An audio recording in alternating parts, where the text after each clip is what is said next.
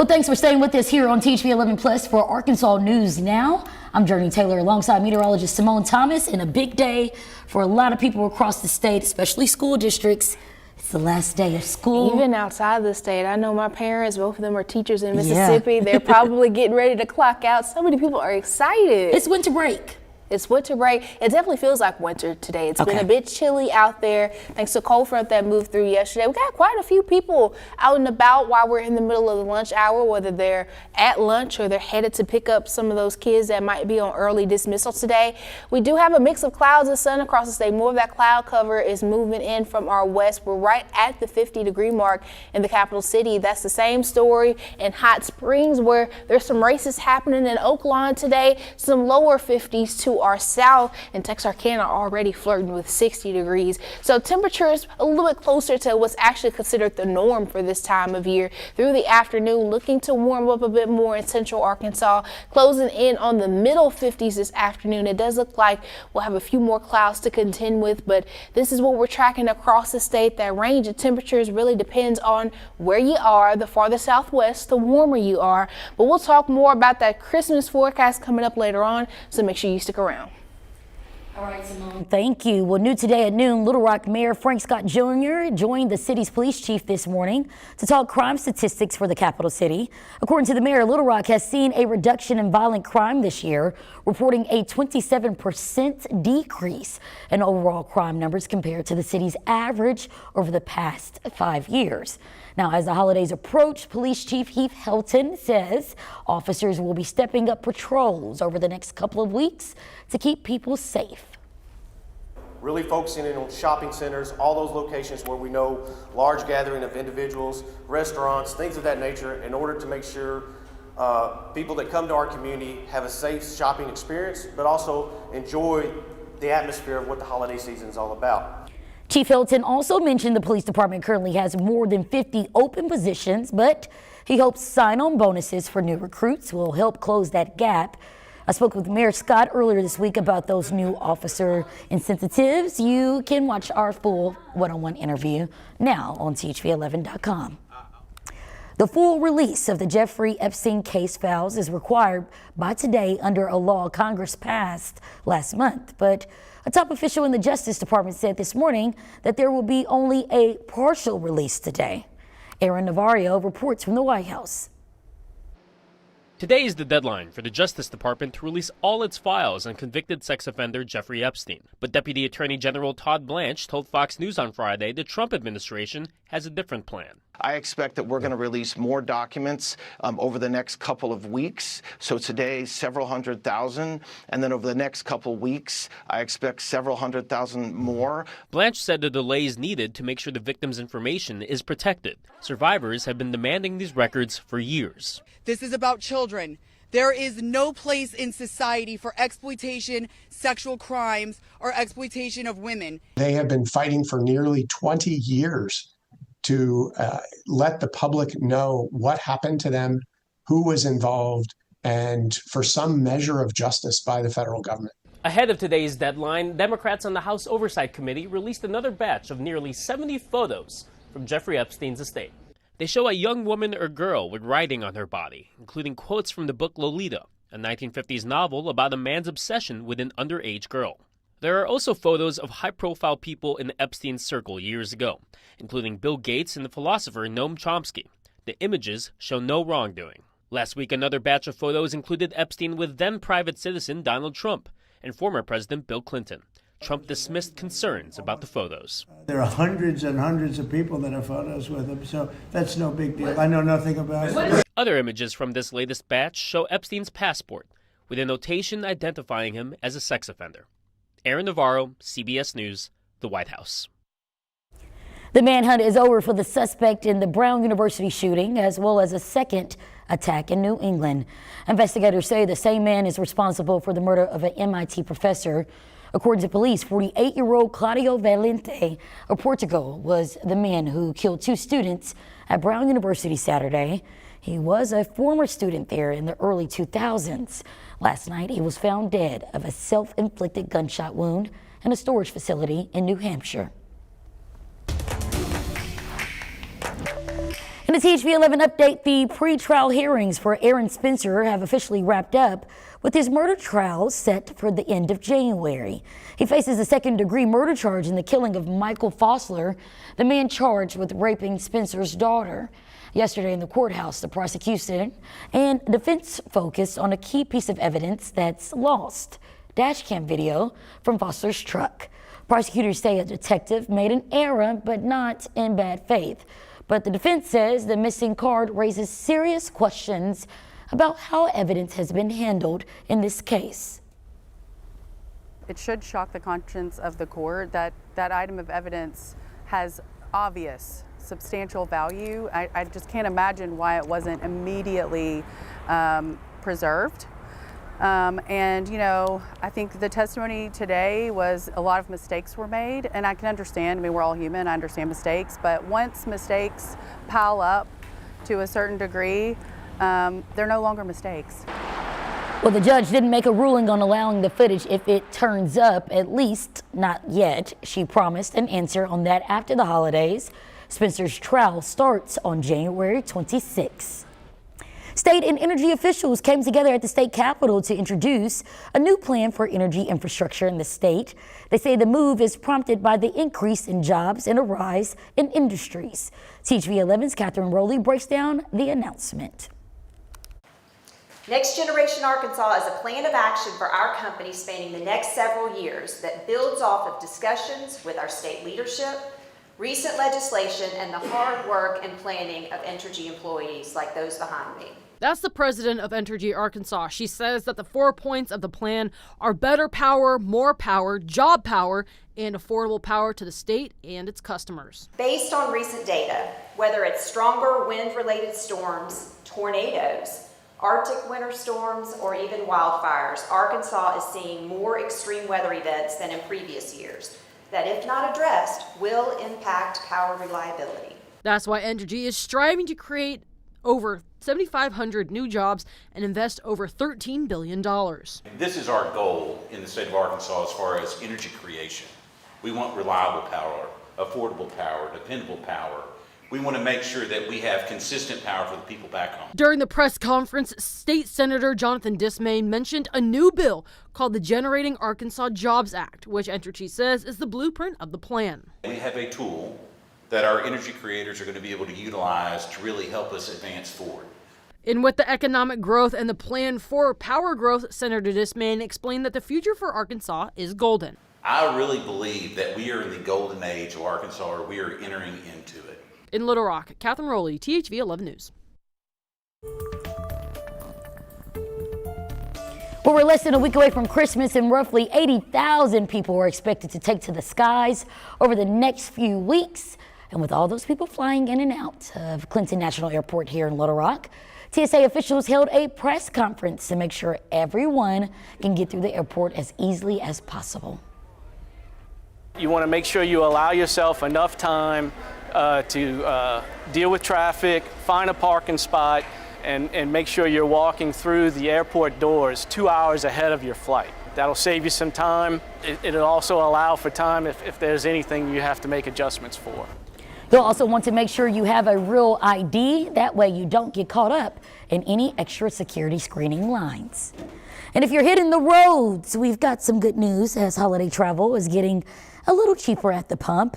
According to AAA, Arkansas drivers are paying an average of $2.46 a gallon. That's the lowest statewide price since March of 2021. AAA says strong fuel supply and low crude oil prices are keeping gas more affordable. Well, have you ever wondered how the military tracks Santa? We've got the inside scoop coming up. And from stroke recovery to social connection, one game is making a big impact. That is also coming up. And it's most common for us to see highs in those middle 40s to upper 50s on Christmas. But coming up in 5 minutes, I'll tell you just how warm we're actually expecting to get on Christmas next week.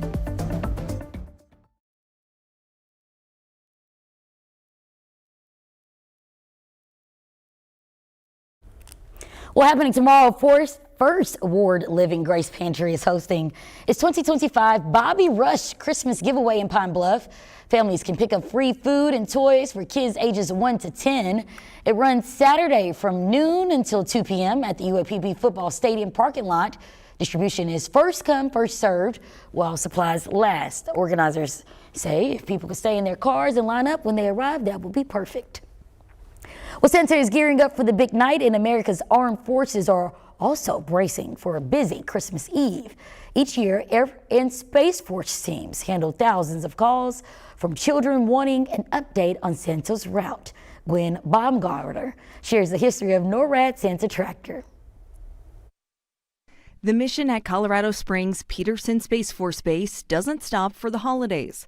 24/7, 365 days a year, we're monitoring the skies of North America for any airborne threats. And when Santa makes his annual trek, Colonel Jason White says they have the equipment to keep tabs on his journey. We use ground-based radars, satellites, airborne military aircraft. Crews even rely on infrared sensors to monitor Rudolph's iconic nose. The information from the North American Aerospace Defense Command is quickly declassified, allowing any child who calls the NORAD Santa Tracker hotline to find out Kris Kringle's next stop. Merry Christmas! The very first call came in 70 years ago after a newspaper misprinted Santa's phone number in this advertisement. The number actually belonged to an Air Force Operations Center. The individual that answered that phone didn't want to disappoint the child on the other end and just went with it. And then it was turned into an annual reoccurring Track Santa operation ever since. The tradition lives on through dozens of volunteers answering phones on Christmas Eve, delivering Santa updates with military precision to tens of thousands of callers.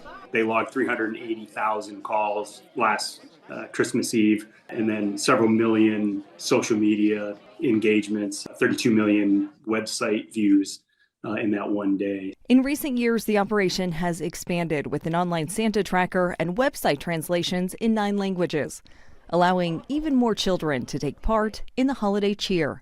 Gwen Baumgartner, CBS News, Los Angeles. I really enjoy seeing this, and I love good traditions. I remember when my little brother was younger. Yeah. I used to be on Santa Claus tracking duty, so I would have the little Nordic page up and, oh, he's getting closer. He's in such and such state. It's time for you to go to bed. Yeah. And, oh my gosh. Yeah. Well, Santa is coming through Little Rock, Central Arkansas rather, too. And he's gonna need the shorts. It looks like it's gonna be a warm one for Christmas. But before we get there, we got a little bit of a roller coaster. So if you plan on, say, traveling this weekend to go to your Christmas destinations, you need to pack for a couple of different temperatures over the next couple of days. Now we'll get to that in a second. Here's what things look like right now. We got an area of high pressure across southern Arkansas that's helping drag some southerly winds into the state, but we also got elevated cloud cover moving in from our west, so a good chunk of the state now leaning partly cloudy to mostly cloudy through the afternoon. Looking to warm up a few more degrees to more of those lower 50s across the state. Tomorrow looking to see some 60s on the board ahead of our next cold front that'll push us back into the 50s for Sunday. So if you're traveling tomorrow, it's going to be warmer. When you get up Sunday and even into Monday, might be a little chilly to you. That's what I'm saying. You need to pack for a couple of different occasions. Now beyond Monday, later on into the week, things get warmer, but here's what it looks like with that front moving through this weekend. Right now, starting to see a southwesterly wind flow into central Arkansas.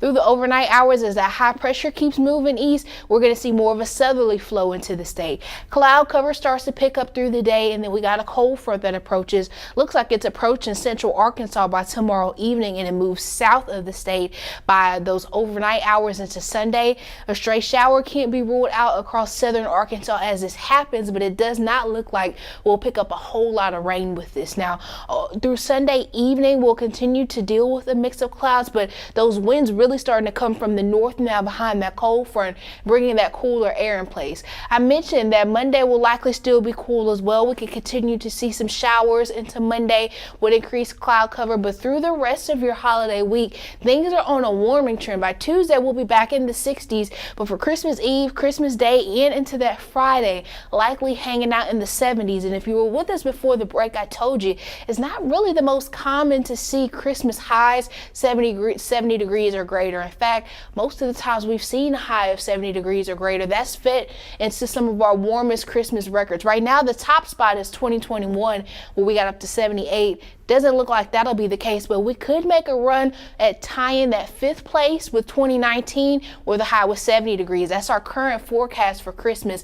If that holds true, we'll tie that record. Jumping ahead to next weekend and beyond, does look like we could continue to see above normal temperatures. Average temperatures around this point are lower 50s, so above average could be as low as the middle 50s, but will be above normal beyond your Christmas holiday. Before we get to Christmas, again, we got a temperature roller coaster ahead of us. Some 60s tomorrow. Behind that next cold front, we'll be in the 50s for a couple of days, and then we'll warm up bit by bit until we get to your Christmas Eve, where we're tracking more of those lower 70s under partly cloudy skies. Back to you, Journey. All right, Simone, thank you. Well, pickleball continues to sweep the nation, and more seniors are getting involved, turning the game into exercise, community, and a second chance at staying active. It's estimated about 20% of regular pickleball players are 55 and older. Steve Pickett has a story of one woman who's playing to rebuild her strength. Inside the Juanita Craft Rec Center, Regina Mosby building stamina. I'm coming from a stroke in 23. Bouncing back from a stroke and bonding with friends and fans of the sport that's pickled the fancy of folks worldwide. I think it's for every community and everybody. You know, everybody who want to move, pickleball is the game to play. Very good. Pickleball, it's not just a game. If you got a good dink, you've got a good game. Volunteers have used their paddles to score in the game of improving life quality for players. No, just sit. Coordinator Gwen Powell pushed for pickleball for a fair part. I think it's an underserved community. I think it's one that's really needs all the health benefits that it can get. Good one, Pamela. There's a social aspect to it as well, but the main component of it, I believe, is getting the exercise. Regina Mosby is 60. Others here well into their 70s, all part of the pickleball party and playing on their own courts in their own community. Steve Pickett, CBS News, Texas. Well, on the day of the college football playoff beginning, we had a game last night that maybe wasn't quite as exciting as the playoff game, unless you're a Red Wolves fan. A-State in the Xbox Bowl. We will have highlights for you next in sports.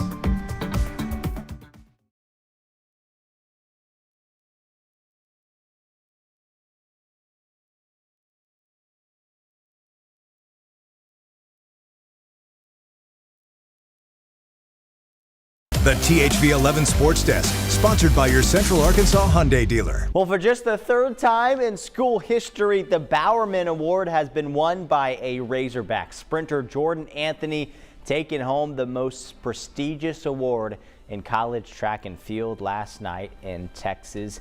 And about 20 miles northeast of where Anthony received that award was where last night's Xbox Bowl was being played. Arkansas State looking to make it back-to-back seasons with a bowl victory. Butch Jones leading Arkansas State. Nick Petrino leading Missouri State. First drive of the game, Jalen Rayner to his fellow Jalen Bellini hauling in the touchdown pass and doing his little dancey dance to go along with it.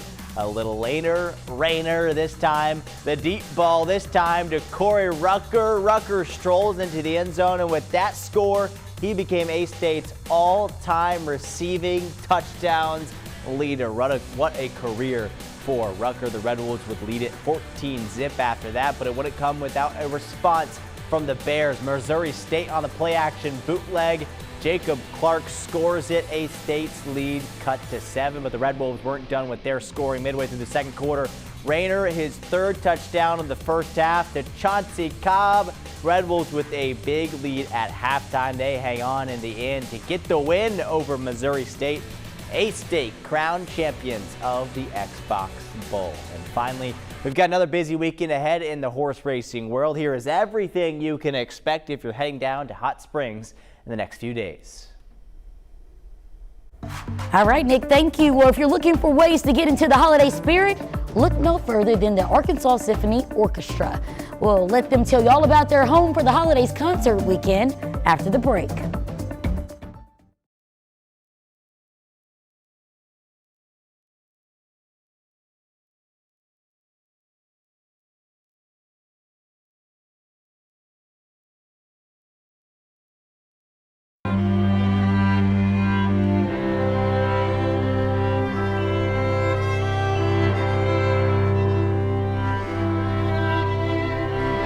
So this Friday through Sunday, the 19th through 21st, the symphony will be joined by well over 100 also community members performing with us in the Bryant High School and Little Rock Parkview and Little Rock Central. Nice. Choirs will be singing with the orchestra. You can expect a lush, full program celebrating the season. All of the favorites, traditional, contemporary, and over 200 people on the stage. And So how can people see the show? you go to arkansasymphony.org to buy tickets, or if you're not sure where you want to sit in Robinson, you want to talk to someone about it, our wonderful staff at the box office are there to help. Just call 666-1761. Okay. And it's Friday night and Saturday night at 7:30, Sunday afternoon at 3 o'clock, which is preceded by our children's fair as well. So what are we going to play now?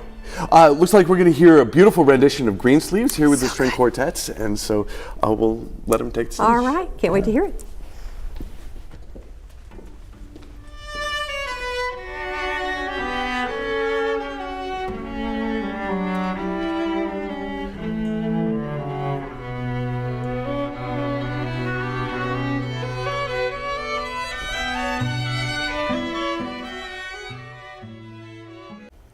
I think this is the first year in a long time I've been really in the holiday spirit. Aww. Yeah, that was beautiful. That was. I wish I knew how to play an instrument. Wish I knew how to do something. Talk about weather. You're good at that. Yeah, that's something I'm good at. We got a little bit of an up and down with our temperatures between now and Christmas. We warm up a bit more tomorrow, but it's going to be breezy ahead of our next cold front that sweeps through just in time for the winter solstice on Sunday. A bit of a gloomy start to the week. We hold on to a few of those clouds Tuesday, but Christmas Eve into Christmas Day looks like we see a little bit more sunshine, and we're going to need to be wearing some shorts for Christmas with temperatures in the 70s. All right, Simone, thank you. And thank you guys, as always, for joining us on THV 11 Plus. Our team will be back here at 4 o'clock. We hope to see you then.